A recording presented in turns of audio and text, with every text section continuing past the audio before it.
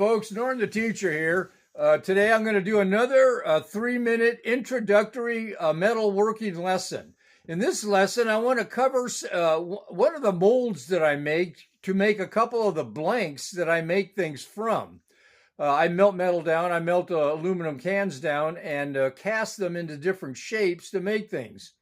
And one thing that I make is this here and this. Both of these were made basically from the same mold, and I'll show you how I do it.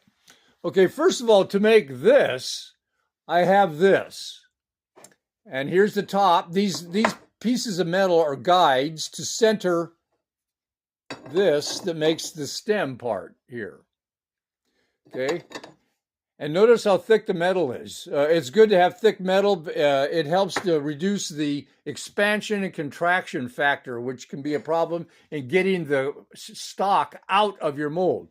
Now on the bottom, it's just a piece of pipe that I cut off here, about 1 inch deep. And when I pour it, I just lay this on a flat piece of steel. I didn't make a bottom for it. Then I put this on top with the guide centering it, and then I just pour it. And metal does not leak out from under here as long as you have it machined where this is good and flat, this edge right here. Notice that, there's no run out. Okay, so that right there is the making of this item. Now I use the same mold to make this. Now how do I do that? Notice I have guides on the bottom here. I put this piece of steel with that facing down on a piece of flat iron.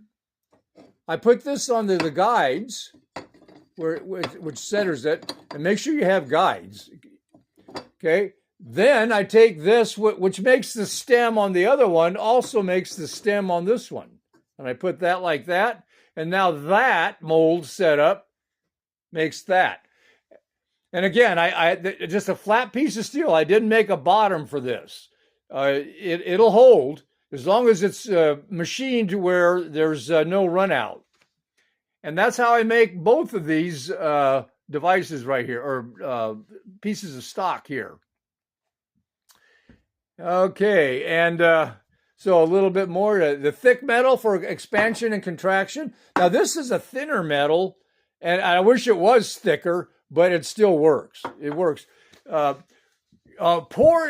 your molten metal into cold molds. Don't have the molds hot. And I'll explain that in another video.